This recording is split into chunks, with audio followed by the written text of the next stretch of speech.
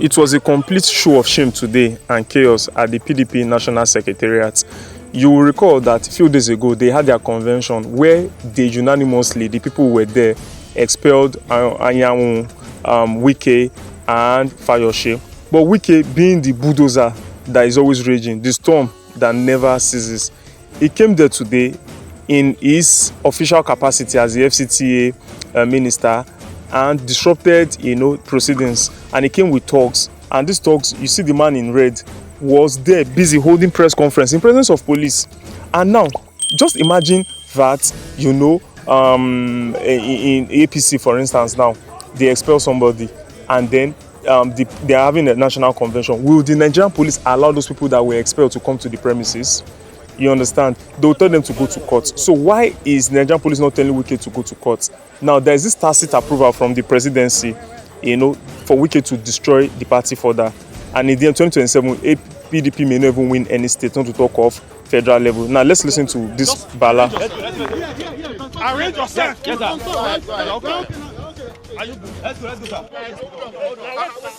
Hey, can you arrange yourself properly?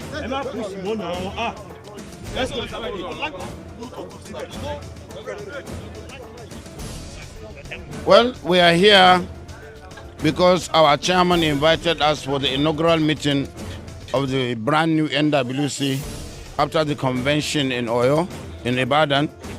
And as we came, we met some people there. The whole place was barricaded by the police. Our chairman has given explanation. We are not just here to cause trouble, or this is our own place. And some imposters who have been expelled by the convention, which is the highest decision organ of the party, came to cause commotion. And you can see the minister of the FCT coming himself, in person, being backed by the police. We are surprised because at the point when the police allowed us in, our chairman praised them for impartiality. But here we are. We are here to sit in to see what will happen. Our property, we have been Teargas as governors.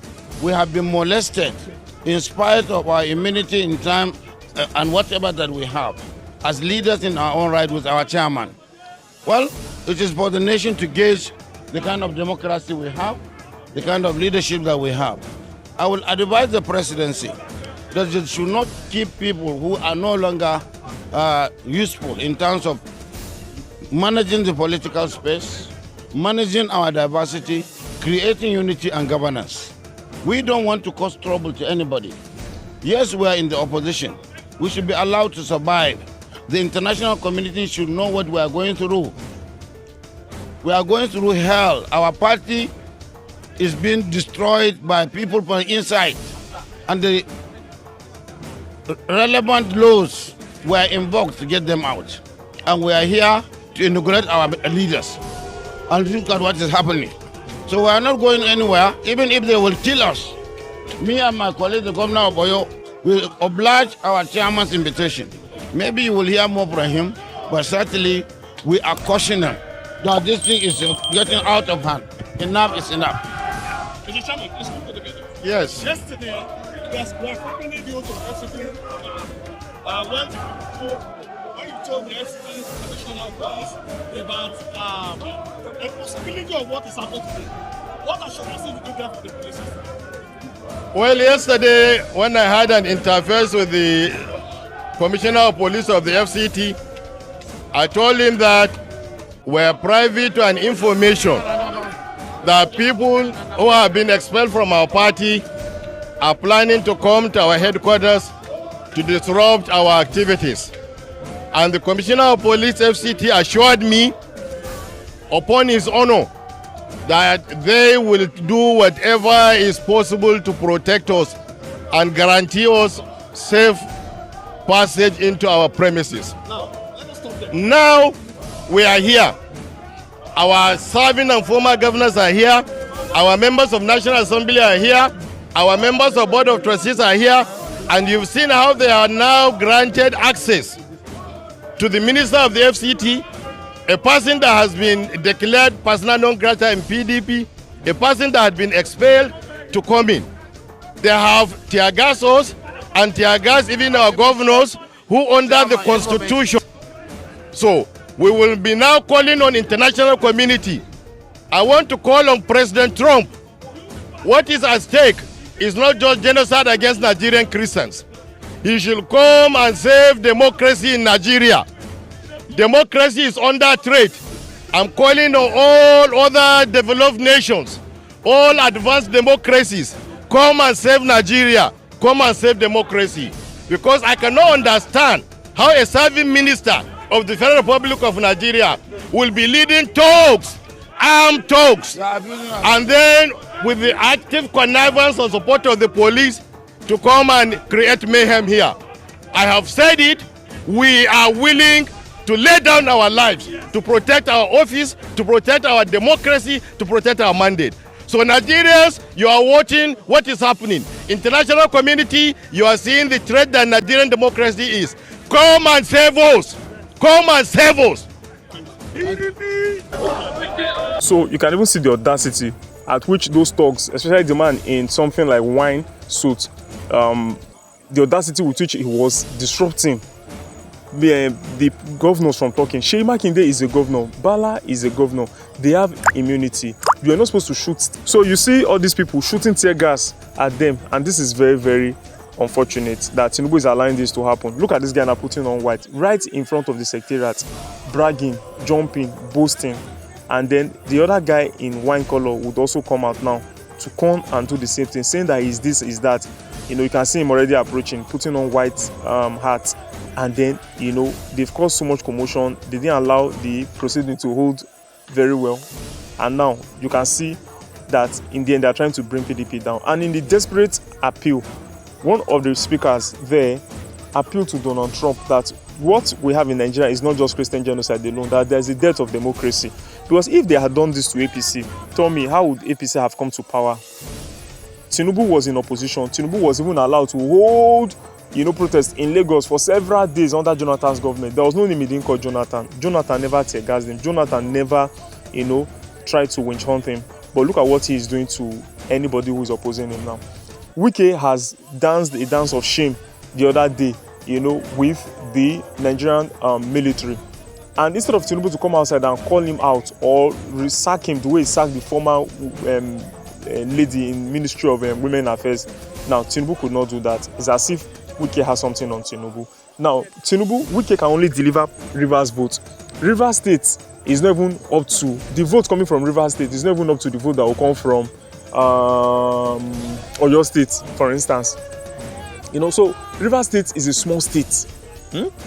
So what is it that this Wike has that is using to, you know, to misbehave, that Tinubu would be overlooking at everything? That's another thing. And the other thing is that Wike put him there, Tinubu put him there to bully people, opposition people in FCT, so that you know that when you have land, because it's easy, just like when police want to, or VIO or road safety want to check, find the fault in your car, it's very easy. They must see something, you know. So in the end, if FCT minister wants to really do something, can easily find the fault. So because of that, people will continue to have, you know, challenges on their land, and then this man can collect land. You saw him bragging the other day, saying that even Obasanjo will call him that, minister, I have this problem, will help me do this, help me do that. That's what he wants to be.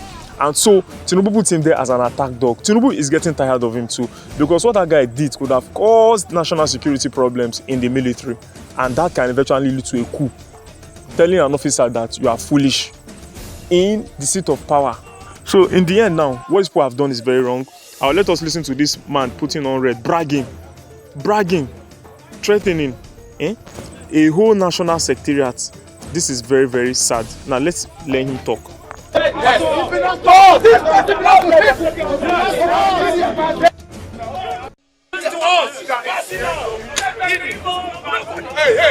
stop! Hello! Don't do that again! Okay? See, like this, we're not fighting here. No more Teargas. No more Teargas here. I am here. As a typical of this party. We're not fighting now. Typical of this party. What do we want for this party is peace. We want peace. But anybody, when no one peace, you go to peace. Yes, that's all. The one. That's all. In this party. Yes. I don't fear anybody at all. I want to share together for 22 years. Now I am with this party. I stand here to tell you now. I stand here. The best thing for the governors to go do with Wike is to make peace. Yes, yes. All of them need to go make peace now. With him. With him. Because you cannot do any. You cannot do any gathering. You cannot do any gathering convention. And I know.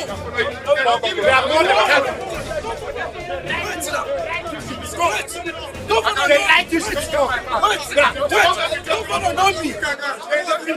Governor know me. I expect everyone. This party, nobody can kill this party. At all. It's my okay. You understand? But what did I talk? Make them make sure. Peace love for this party. If not like that, I go move everybody. Everybody know me in this town. Say Abdurrahman. Say AMT. In the God meeting, Say Abdurrahman. visit weekend. And it takes Say Abdurrahman.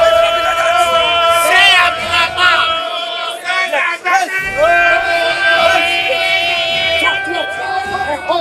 Say Abdurrahman.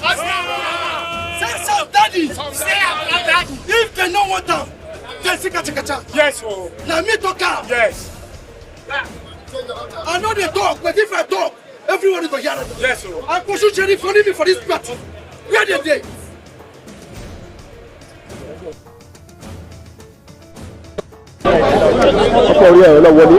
So to me, this is a complete show of shame that Tinubu is allowing this to happen and is using Wike. Wike should know that posterity would always judge.